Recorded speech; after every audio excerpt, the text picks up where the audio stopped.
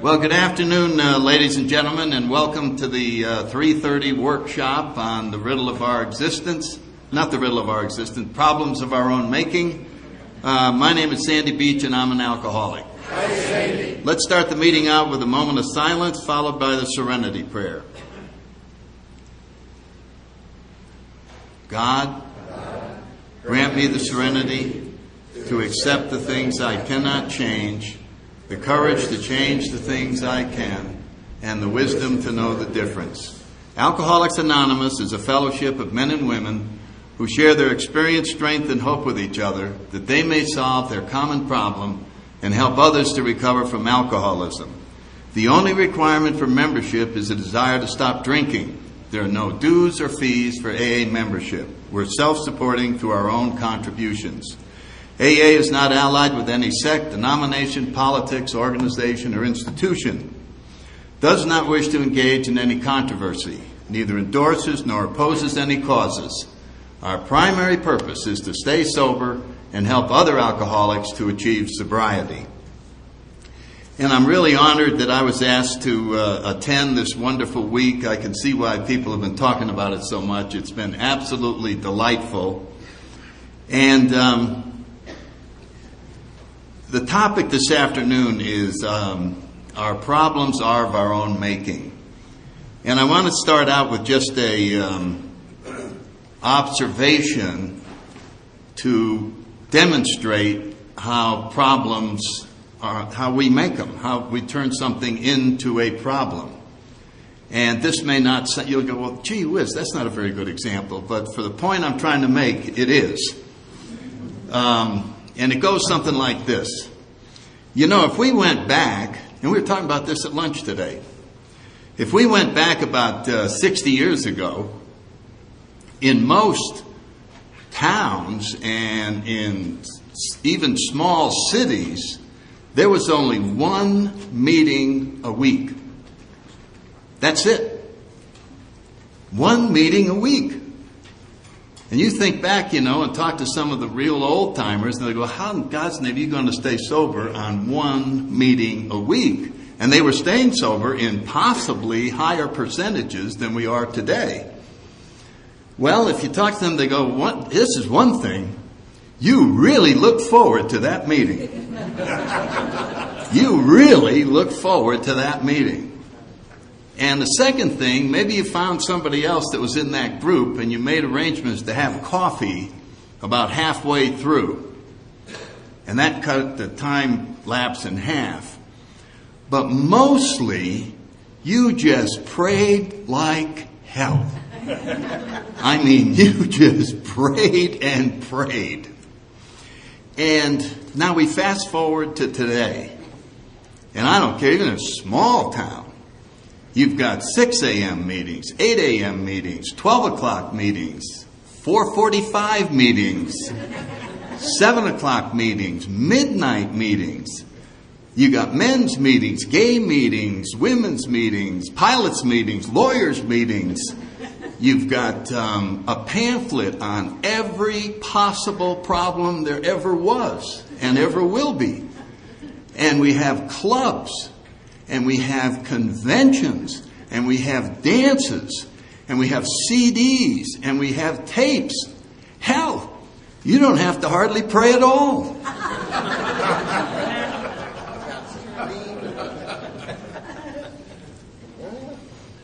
Now, when you think about that, you can end up with middle-of-the-road sobriety on the support system alone. And Bill Wilson would call that good sobriety. In order to make this point, as he quoted Abraham Lincoln, good is the biggest enemy of the best that there is. And so here we look at success and see that there's a problem even in success. And that's not only in the entire fellowship, but in our programs themselves. It seems to be one of the dynamics of spirituality. that as we start out incredibly desperate, we are doing things that are absolutely necessary for our survival and our moving on, and we get results from that. And the results themselves are wonderful. The serenity that comes in and the new perspective, etc. But with the serenity comes the loss of desperation and a sense of having arrived. Wow, I finally made it. It's so much better now. Well, it depends how we are describing that situation to ourselves. It's so much better now. On the one hand, it could be a healthy explanation. It's so much better that I fully realize I'm still as dependent as I was. Or we could be, without realizing it, telling ourselves, isn't this wonderful to be further along and to be in a much more solid position than I was when I arrived here? Translated into spiritualese, I don't need God as much now as I did about 3 years ago. In other words, this is the how problems are created inside of us, is by using language that is used very common in the material world and applying it over in the spiritual world. And I have a terrible time with that because I talked to 2 F4 pilots right before the meeting, and when we look back, I mean, being a pilot isn't any different than learning how to drive a car or whatever it is, but the process goes like this. You have an instructor pilot, and you both get in the plane together, and then he is teaching you, but the goal is to eventually be on your own. To be on your own. When do I no longer require all of this help, and I am now doing it on my own?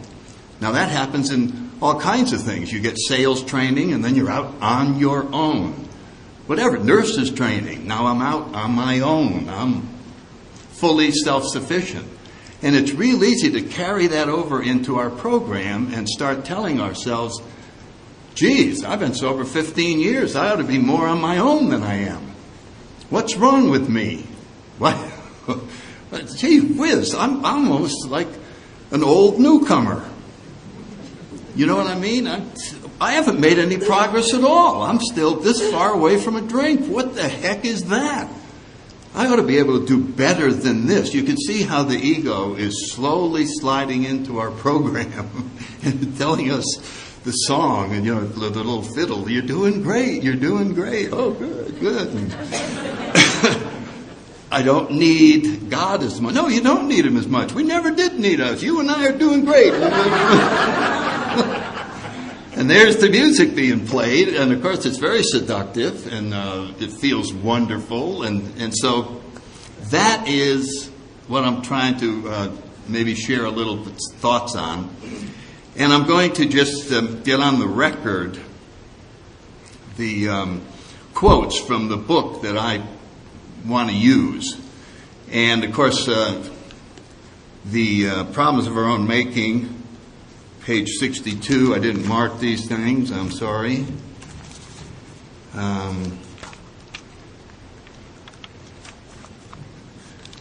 So our troubles, we think, are basically of our own making. They arise out of ourselves, and the alcoholic is an extreme example of self-will run riot, though he usually doesn't think so.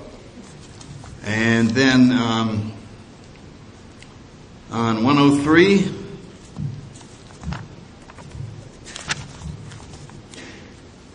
at the very end of working with others, it's all in italics. After all, our problems were of our own making. Bottles were only a symbol. Besides, we've stopped fighting anybody or anything. We have to. And page 58, right at the beginning of how it works, Some of us have tried to hold on to our old ideas, and the result was nil until we let go absolutely. And one of the things I think that is crucial to understanding this is the power of our old ideas and how you think they're gone, but they're not. They are still a tremendous controlling part of our lives, are these old ideas. And here's and the result was nil until we let go absolutely, let go of this idea. And so that becomes a very important part of the process. And let's see, in the 12 and 12, page 90, the spiritual axiom in the 10th step, if something disturbs us, no matter what the cause, there's something wrong with us. Well, what's wrong with us? We're disturbed. We created a problem. And in the old days, we would go, no, we didn't create it. That guy did when he cheated me on the payment. He created the problem. I didn't. And then that's what Bill's trying to say. That may be true under the old guidelines, but under the spiritualese, and we ought to have a sign outside of all the meetings, spiritualese spoken here, so that we know to shift over to this new perspective. And then page 36 in the 12 and 12, I really like this. I only got one more, and then I won't have to stop looking down. This is in step 3, and Bill is quoting, you know how he always makes a point, and then he tells us how we're going to object to it. I always love that way of presenting things, blah, blah, blah, and they go, wait a minute. So he's just explained turning our lives over to the care of God. And the response is, yes, respecting alcohol, I guess I'll have to depend upon AA. But in all other matters, I must still maintain my independence. Nothing is going to turn me into a non-entity. You remember that line? Nothing's going to turn me into a non-entity. If I keep turning my life and my will over to something or somebody else, what will become of me? I'll be like the hole in the donut. Okay? I'll be the hole in the donut. Okay, so now if we had a spiritualese dictionary and we looked up non-entity and hole in the donut, it would say completely spiritual person. You know what I'm saying? It wouldn't mean the same thing as over here. And so you see how we got to shift? Oh, non-entity, good, that's good. In other words, of myself, I'm nothing, the higher power does the work. And so these are just some play on words. And then the last thing is the page 99, the last line in the prayer of St. Francis. It is by dying that we awaken to eternal life. It is by dying that one awakens to eternal life.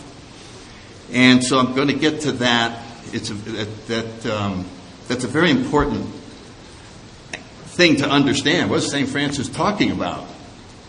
You know what I mean? You just pull out a gun and go, well, eternal life, there I am. And obviously he doesn't mean that at all. He means that we have to kill the ego. That we have to make an entire separation from this old self in order to experience this. And that understanding that and accepting dying is one of the most wonderful things to do in order to enjoy living. And it sounds almost like a paradox, but it isn't. And as a matter of fact, I'm going to do a men's retreat, some of them in Tampa, and I'm working on a whole hour on dying and death in terms of spirituality, because I think it's that important. So anyway, those are the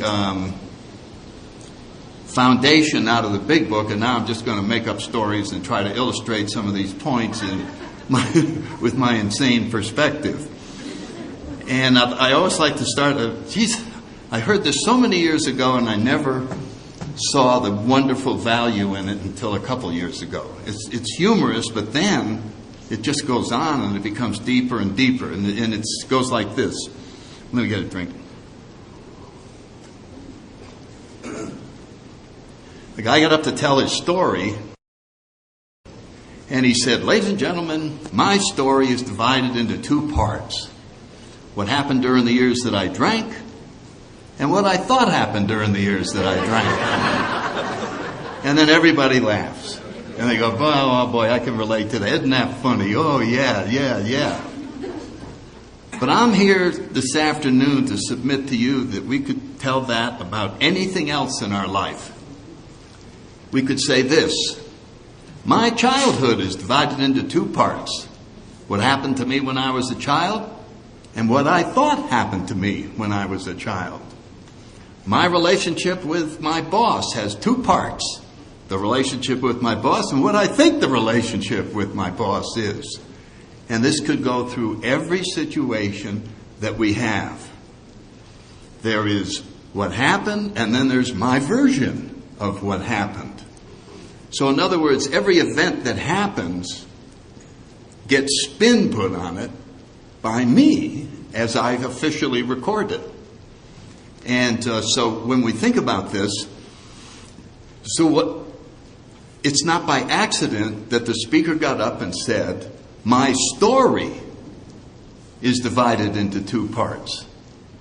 Well, what's a story? It's something we make up. It is our old ideas. And as long as we keep playing that story, we're going to keep getting the same results. And so we just, and I was thinking about this and I went, that couldn't be true. I mean, that's too simple. What are you talking about? And here's a couple of points. If you went back and listened to the talks telling my story that I gave in 1970, say, and then compared it to today, you would suddenly notice that today I had a better childhood than I did in 1970.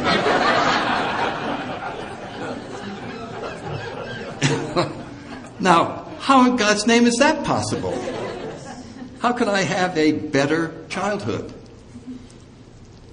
Part of it is I've been getting rid of old ideas, and I've been trying to get free from the problem creation of my own ego in order to enjoy conscious contact with my own creator. And this contact and this new perspective makes it look that way. That's all. I'm just reporting what I see today. And when I look at it from a relatively undisturbed center compared to 1970, my parents did a great job. And my sincere apologies to all the things I said about the Catholic Church. I would like to admit right now, I was wrong. But that was my story, and I was sticking to it. And so it's just a fascinating thing. Now here was, just as I was starting to realize this and maybe work it into a talk and think about it, one of the girls in my home group had the most amazing thing to contribute to this. She came in one day, and I'm guessing that she's in her 40s, and she said, we went to dinner, and there were several of us, and she said, I'm so excited. I guess all of you, did you know I was adopted? No, we didn't know you were adopted. Well, I am, and I've always wanted to meet my real father. And I finally found him about 6 months ago, and I contacted him, and we agreed that it would be wonderful to meet. And I'm so excited, and we're having the meeting this weekend up in St. Louis. And I'm so excited. And off she went. And, of course, we're all waiting to hear the report on how it went, because sometimes those go good and sometimes they're painful or whatever. When she came back, and she was so excited. It was just the greatest thing. It was a new friend. They're going to stay in touch, et cetera, et cetera. And then she got to one point, and she said, God, it was really amazing, because we got talking about my childhood, and there were several things that I thought happened that didn't happen. And then she said these words. So I had to change my story. I had to change my story. So I think one thing that we can start thinking of in terms of one of our AA slogans, when we say let go and let God, we're letting go of our story. Letting go of the power that those things that we keep repeating to ourselves have over us. And any disturbance in a story and old ideas are probably all the disturbance that we really ever get, is the main thing that blocks us from conscious contact with our higher power. That's why that axiom is so important, that we are disturbed.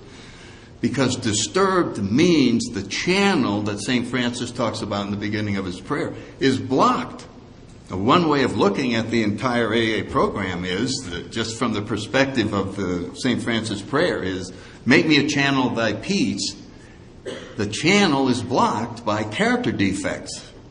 And so we have a process for opening the channel. And that's what all these steps are for. And to maintain it open in the 10th step. This continual inventory of whenever I'm disturbed in the 4-part thing that's in the 12 and 12 of honest self-restraint, honest analysis of what's wrong, willingness to make amends if it's my fault, and the willingness to forgive if it's somebody else's. What is that for? It's to become undisturbed right away. Whenever a disturbance comes, then I want to get undisturbed. Now the channel's still open, and I am still in a much different perspective than I was when I was disturbed. And so this, you suddenly realize that the entire point of this is to always stay plugged in. Now, I don't know why alcoholics wouldn't know this. What was the whole point of being an alcoholic? It was to never run out of booze. We had one solution for all problems, and that solution was drinking. I mean, think back. You're in a bar and your friend comes in and he said, "Oh my God, I just found out my wife is going to divorce me and I may get fired." How did we help him with his problem? What did we say? "Let me buy you a drink." We didn't discuss the ins and outs and ups and downs and this and that. We just went, "Here, this is a problem remover. This is a problem remover." And when we come over into spiritualese, this is, Bill doesn't talk about problem solving, he talks about problem removing. And so when I'm working with my sponsees, pigeons we used to call them, and I don't say this to them, but when they come and they want to talk about a problem, my job is to convince them that they don't have a problem, that everything is already okay, and that you are looking at it wrong. And this is what spiritual perspective means, is that, well, let's take another look at that. And I remember going to my sponsor early on, and you come running in, "Oh my God, the Marine Corps is going to find me, the sky is falling, my car's going to be..." And then he'd go, okay, but listen, what about the fact that in the program now, you've got lots of new friends, you're on this path, things are changing, your family's starting. What about all that? And then I said, well, if you look at it that way, not so bad. If you look at it that way, which lays the foundation for telling us that, as Clancy says, life is a disease of perception. That every time we get wound up about something, we're looking at it incorrectly. And we're looking at it incorrectly because we're disturbed. And so, how can we get to look at it correctly? Get undisturbed. In other words, that becomes the new top priority. So I was trying to think, so what's necessary is a new way of looking at everything. And I was trying to find a way of looking at the ego. make up a story so we could have some dynamics about what the ego is. And I'm not going to go through the whole thing, but I came up with an analogy to a tree. And that the elm trees in New Haven, where I grew up, were very big, and they had 15 million leaves. I looked it up. And the tree is this incredible entity that functions like a symphony orchestra.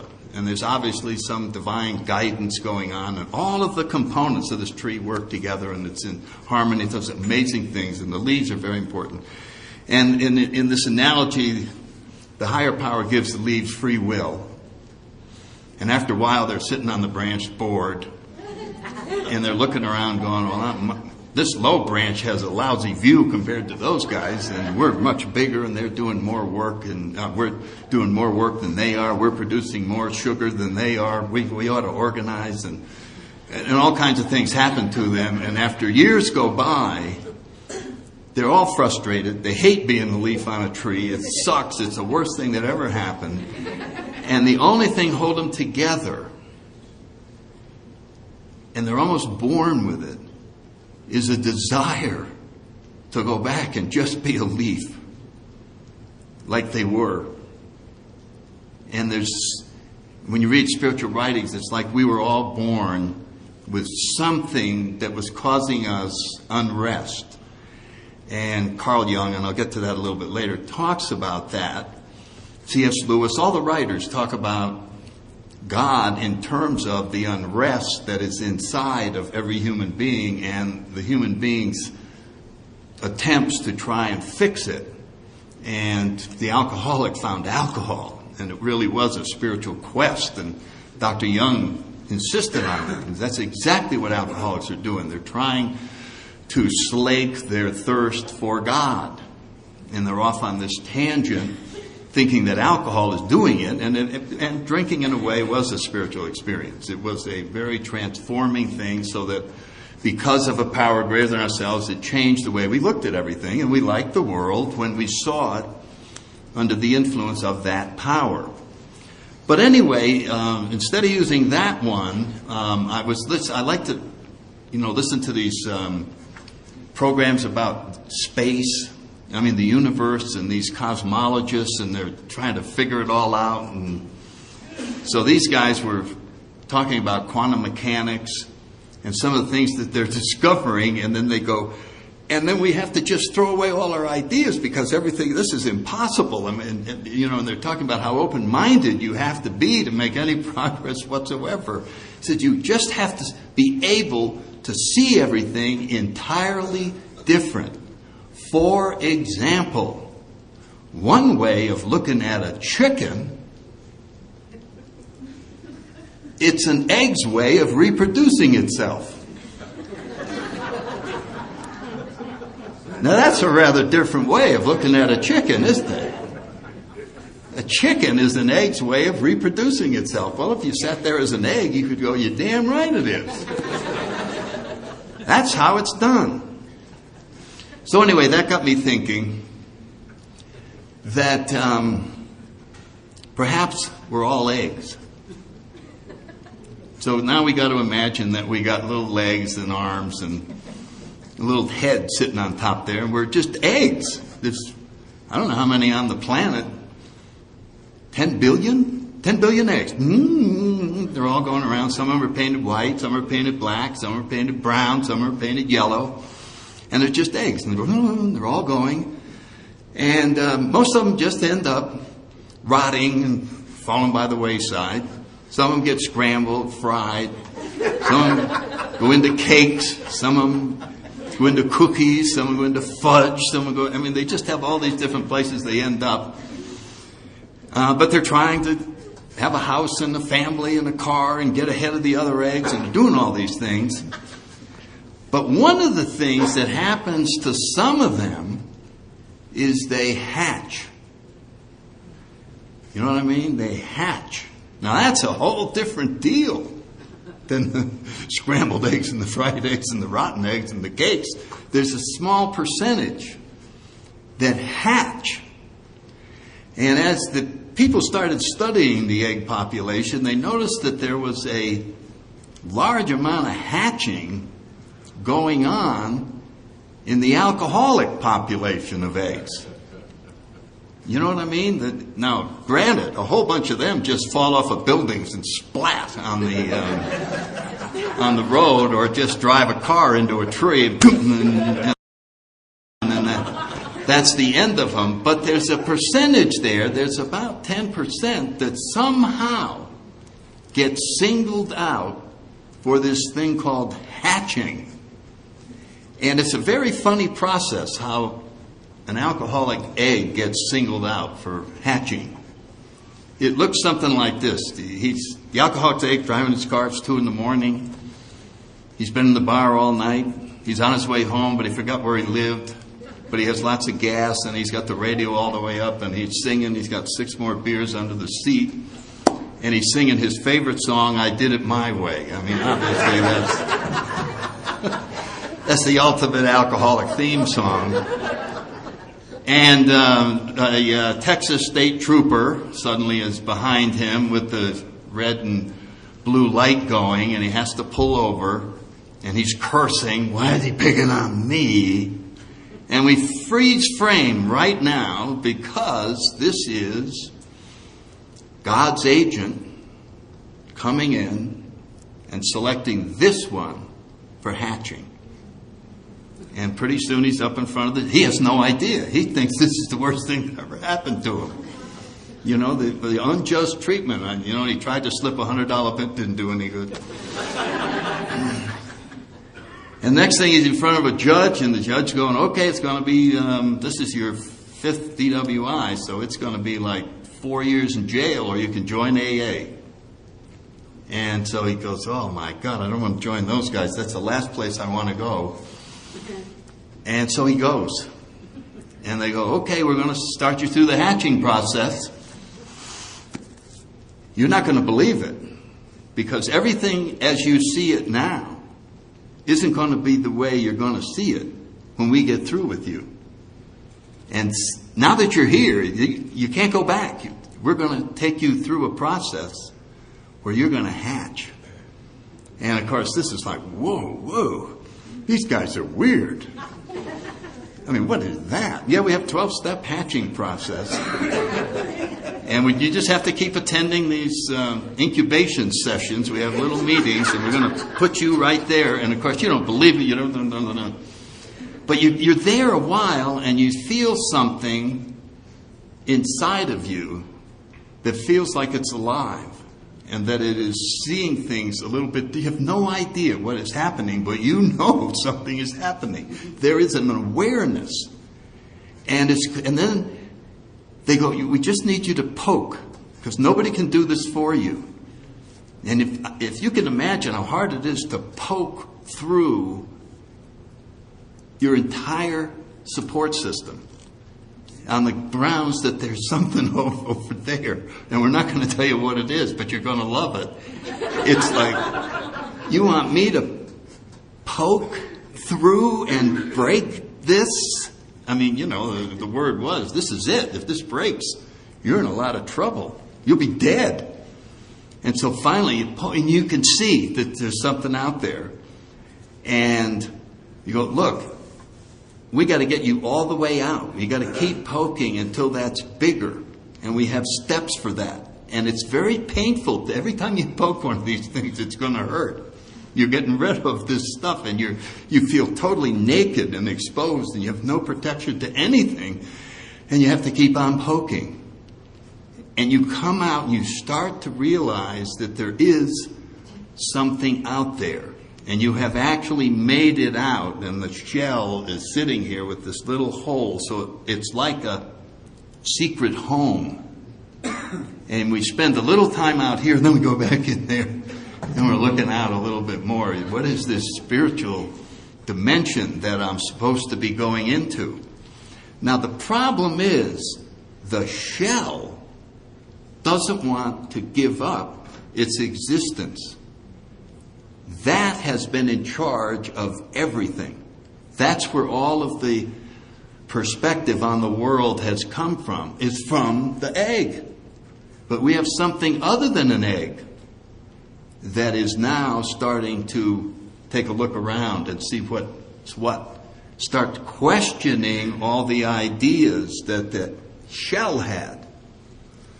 And so this is the struggle that we have, is to stop listening to this entire package of information.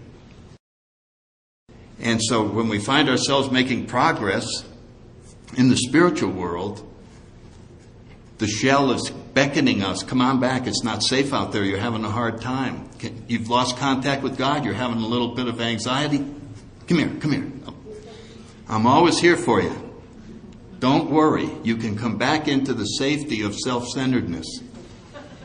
You can come back into these old, familiar, they may be crappy ideas, but they're familiar. These are your comfort zone. You don't want to stay out of the comfort zone too long. You've got to stay. So now we have established the dynamics of trying to grow spiritually versus the comfort of the familiar that we were raised in and that it's been part of us forever. And it's very difficult to make a total separation. And so, maybe St. Francis did it, and maybe there are other examples throughout history. But our challenge is to see how far away we can get from the power of that shell. There was one of the things I was going to do in this workshop was I ran across a poem. I was talking to Mike about it, and it was a poem called High Flight. And it was written by a young man named William McGee. I don't know if you've heard it or not, but it's many years ago when television used to go off the air. Does everybody remember that? You talk to younger people, off the air? What is that? Well, at 12 o'clock at night, they just stopped broadcasting. And they played the Star Spangled Banner, and then there was a test pattern until 9 in the morning. And if you couldn't sleep, you just sat there and looked at the test pattern. But there was no program on. Well, when they played the Star Spangled Banner, they also always played a movie of an Air Force fighter pilot climbing up higher and higher and higher. And this poem would be read about breaking the bonds of earth and climbing and soaring and then the last line, and then the TV would go off the air, was, and I reached out to touch the face of God. And so the astronaut program, they had to get to the point where they got free from Earth's gravity. That you would call total freedom from planet Earth, was to get where you were no longer being pulled by the forces of gravity on the planet. And then you could say, wow, we are now on to another journey. And the same thing exists in the power of our ego to hold us from going any further towards touching the face of our own Creator. So the dynamics of the whole program describe that. They don't use those exact words. So I'm trying to paint a picture of what each one of us is struggling against. And, gravity on planet Earth that's a pretty hard thing to get away from. You remember how long it took the space program to get... They had the X-15, they were right there. You know what I mean? But God, they had to take him up in the B-52 and then shoot the rocket off to get him out even close. So you can see how much effort is required to get anywhere near that. And so, where does Bill write about this? Where does Bill write about this struggle? Where does Bill cover this particular situation that I'm talking about? And I'm going to suggest to you that he writes about it in the 12 and 12 in the 6th step. Because the 6th step, we're entirely ready to have God remove all defects of character. Could be rephrased to have God remove all of our old ideas. which is where all the defects of character come from. Which is to say, to totally remove the shell so that there's just me and God. And then my total identity is, well, who are you? Well, I'm a child of God. And that feels so good to my heart. My heart would love it if every time anybody asked me who I am, I said, I'm a child of God. But my ego goes, wait a minute, pal, you're more than that. You're a lot more than that. You know what I mean? You're a real estate giant. You're a mother of 5. You know, so it's the child of God and you know what I mean? Like, I'm an alcoholic and we start down the whole list of other things that qualify us to be more unique than just an alcoholic. And so in this step, we're entirely ready to have God remove all these defects of character. Bill says it right out. The clear implication of this step is perfection. Perfection.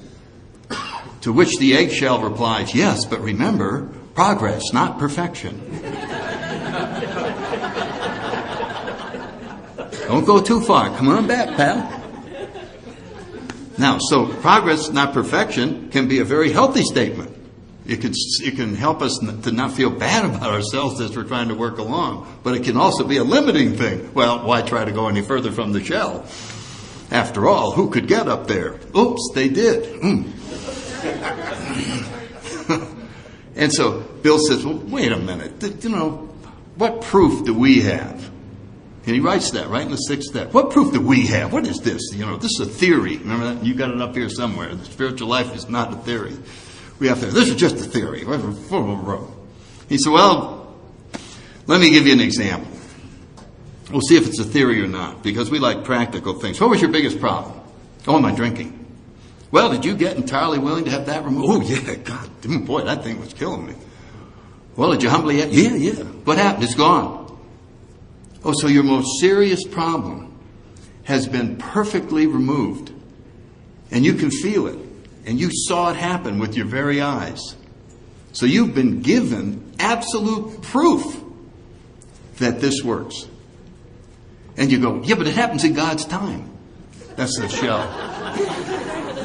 It's not me. It's not me that is still closer to the shell than up here. It's when it's supposed to happen, it's going to happen.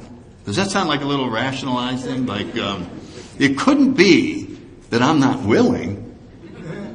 Could it? And what does Bill write about it? He says, we can't get the same willingness on our other character defects. They aren't killing us. They aren't killing us like alcohol was. So even the shell, our ego, could agree we ought to give up drinking because it knew it was going to get squashed if we kept on drinking. So we had the ego and the heart agreeing on asking God to get involved in giving up drinking. But what about all the other areas? Why can't we get the willingness to have God remove all these other defects, and then we'll be sitting in here, a room full of perfect people? You know, wouldn't that be nice? And he says, well, the answer probably may only lie in the mind of God. But he speculates that it really has to do with the fact that they aren't killing us and that we enjoy them. That we enjoy these defects even though we want to get rid of them. And he uses the wonderful line in there, we tend to settle for as much perfection as will get us by. And I like to use the example, what about total honesty? That's what I want. That's what I want. Total honesty. However, in my business, I want to reserve the right to occasionally re-explain things so the deal goes my way. So what I really want is an honest reputation. That's what I'd really like. And we find ourselves gossip. Dr. Bob's gossip is a terrible thing. It's going to destroy AA, the erring member, our tongue, and all of this. And so we go, well, how about gossip? Geez, at least we could just say to God, please take every piece of gossip machinery out of my body. Just remove it. Just yank it out. Yeah. And see that we always go, yeah, yeah. And then part of us goes, hey, wait, let's talk it over. Wait, whoa. Why don't we agree that originating gossip is pretty darn rotten? And that we ought to just sign a blank contract. No more originating gossip. Now, if somebody else originates it, and I am simply like a telephone pole, so that it's just passing through me, going on to someone else, that doesn't seem as serious. So what I would like all gossip origination lifted out of me today. It's gone. And the same thing with greed. I'd like a 90% reduction in greed. I would like at least 80% of this lust taken out of me. I'd like to be free from that. I would like this. And so what are we doing? We're without realizing it, because there's fun involved, or feeling superior, or feeling whatever, pride. And C.S. Lewis says, people who stick up banks have a better shot at getting into heaven than somebody feels superior to the people who stick up banks. You follow what I'm saying? In other words, pride is the ultimate one, to try and get that reduced. Anytime you find yourself comparing yourself to someone else, that's pride. Well, I'm doing better than her. I'm better looking than him. Got more money than him. I mean, if everything is comparing, being rich is greed. I want to be rich. That's not pride. I want to be richer than you. That's pride. You see what I'm saying? It's always the comparison. And humility is when we're able to look around and not have to compare anything. We just are, and you just are, and we're all children of God, and there's nothing to compare. It's a great freedom. So anyway, we're in this dilemma of the sixth step. And this is our struggle, is to try to continuously increase the amount of willingness that we have in having things removed. The dilemma that is faced there, there's a spiritual writer, C.S. Lewis. He wrote a wonderful story, and I have it on a lot of my takes. I work it into my talk a lot because it describes to me the problem. It's a 10-year-old boy who's a baseball player, and he has the big game tomorrow, and his coach says, I don't want you to think about the game. I don't want you to do. I want you to have a big meal. I want you to go to bed at 9 o'clock and get 8 hours sleep. That's all he told the kids. If you get 8 hours sleep, we're going to kick their butts. So he went home, told his mother, I got to get 8 hours sleep. Feed me now. Blah, blah, blah. He's in bed. He's out. He's out. 9 o'clock sharp. He's out like a light. About midnight, he feels the beginning of a toothache. It's just that little twinge. You know how you go that? And immediately his mind says, call your mother and get 2 aspirin. She'll run right in. She'll have the glass. She'll hand them to you. You'll drink them down. And in about 15 minutes, you'll be back to sleep. It'll take care of it. I've done it before. Yeah. But he says, no, you know what I'm going to do? I'm going to wait and see if it goes away by itself. I'm just going to hang in here. I think it could disappear on its own. And he waits, and pretty soon there's another twinge. No, it's not going away. You're going to get no, I'm going to wait. And he waits 2 hours. And then he gets the 2 aspirin, and then he goes back to sleep. Doesn't get the 8 hours sleep, makes 2 errors, gets no hits. Team doesn't win. So we're down to the question, well, why? What's going on in his mind that he waited 2 hours to get the 2 aspirin? The answer to the question is, he knew his mother. And he knew that she would immediately get the 2 aspirin and give him. But she wouldn't stop there. The next morning, she would call the dentist and set up an appointment so that the dentist could go look at this tooth, even if it wasn't hurting anymore. And he knew the dentist. The dentist not only would look at that tooth, he would look at every tooth in his head to make sure there was not any other problems. And if there were, he would have a series of appointments until he had perfect teeth.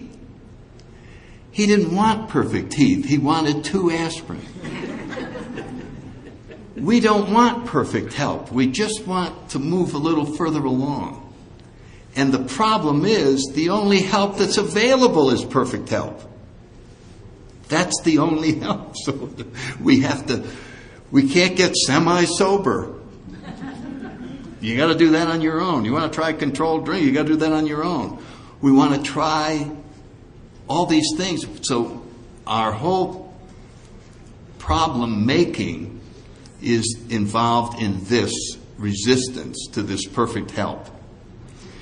The other two things I'll talk about real quick, and then I'm going to try and stop after an hour, because that's about as long as I like to sit.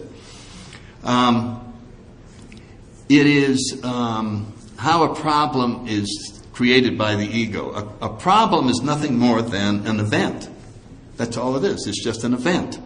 This happened, that happened, this happened. So you read the paper. Every day you read the paper. What's in the paper? Events. Sporting events, political events, business events. They're all over there. There must be, when you read a paper, there must be 500 events. And you just go down. Event, problem.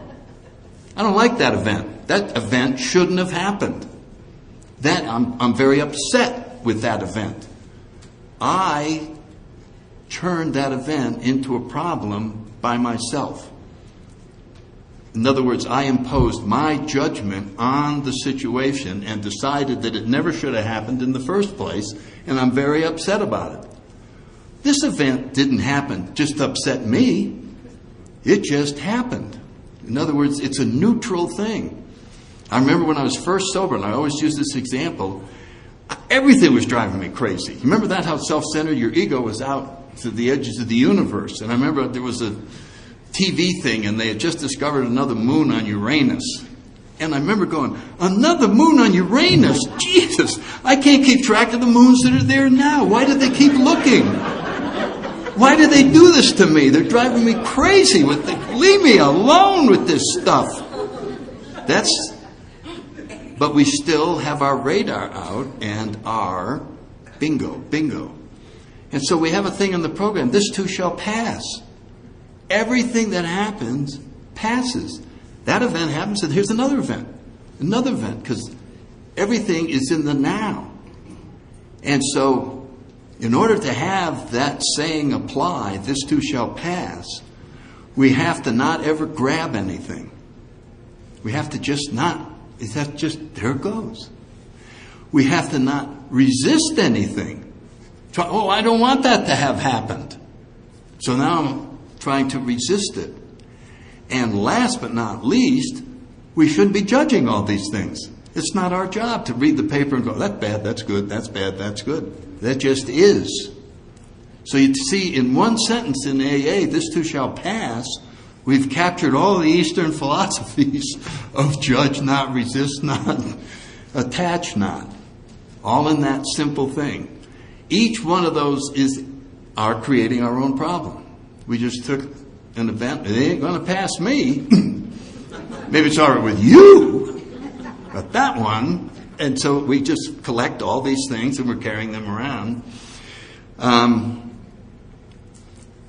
The last thing is the book God Calling. And I think it's just great. And you see it around the AA meetings. And I saw a painting in a church, and when I saw it made me think of God Calling. And what it was an old cottage back, in the 1800s, big thick door, big round iron door knocker, and a God figure is standing there with a robe and a beard, and you can see he's just getting ready to knock. And when I saw that, I said, there it is.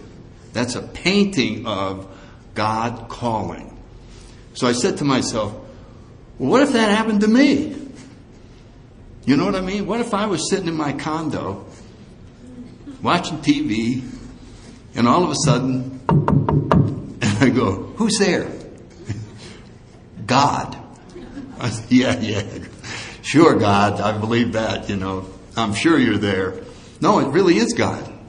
You've been asking me to come. You remember that? You've been saying that 11-step prayer. You want me to come and take over your life and give you the power and put you in the now and this is your goal. I'm here.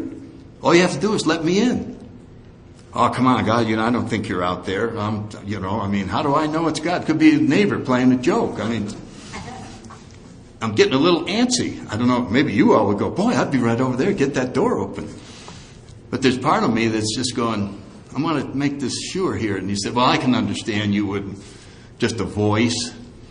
So why don't I have, your mother passed away about 5 years ago, why don't I have her show up in the living room? Boom, there's my mother. Hi, son. Hi, Mom.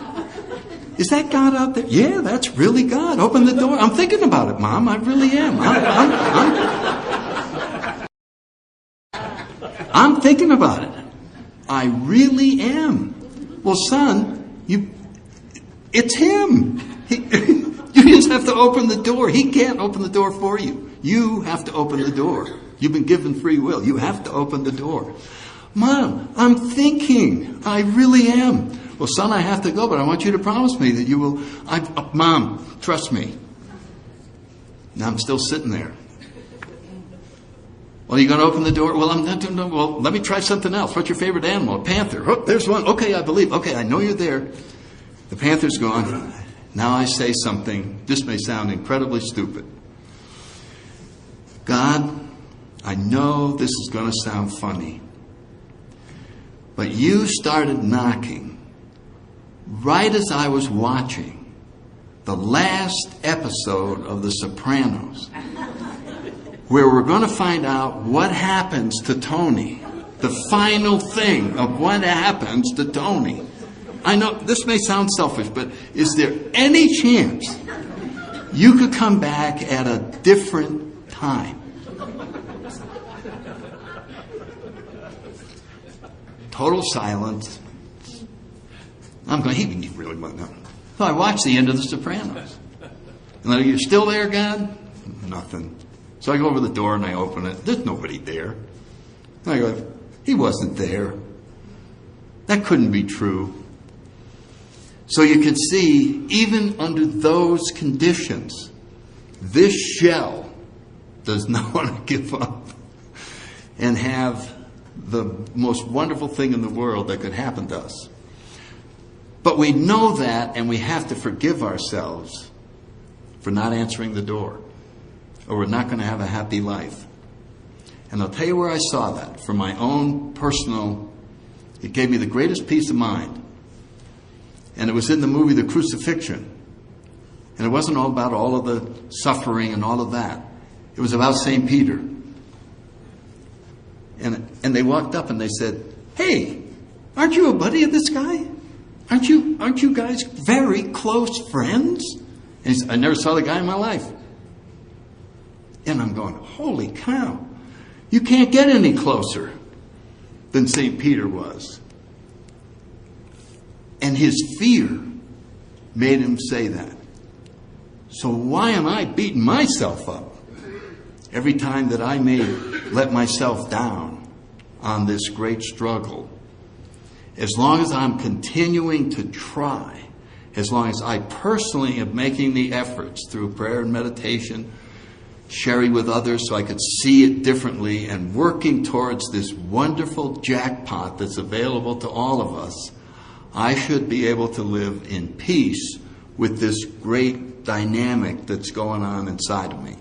Okay, we're at the end of the time. Lee, that's it for taping, and take a 5-minute break, and then if we have any questions, if you want to stick around, I'll be happy to use the rest of the time. But if not, feel free to hit the trail. Thank you all for your attention.